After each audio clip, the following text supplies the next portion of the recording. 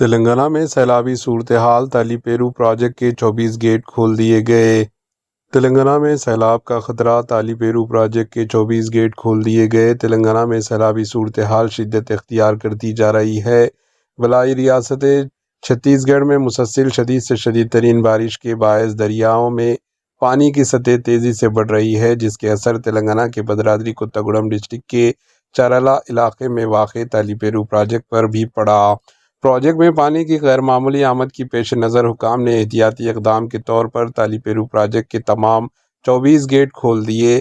اس کے ذریعے 98,761 کیوس پانی دریائے گوداوری میں چھوڑا جا رہا ہے۔ سرکاری عدد و شمار کے مطابق اس وقت پروجیکٹ میں 93,632 کیوس پانی داخل ہو رہا ہے، جبکہ پانی کی سطح 72.57 میٹر تک پہنچ چکی ہے۔ پروجیکٹ کی زیادہ سے زیادہ آبی سطح 74 میٹر مقرر ہے۔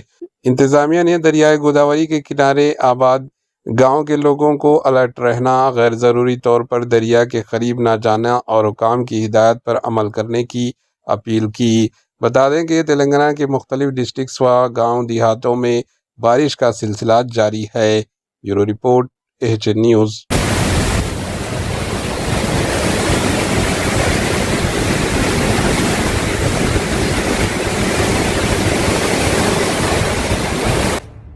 AHN نیوز کے YouTube چینل کو سبسکرائب کریں اور بیل آئیکن کو دبانا نہ بھولیں تاکہ آپ کو ہر نئی آنے والی ویڈیو کا نوٹیفیکیشن بر وقت مل سکے۔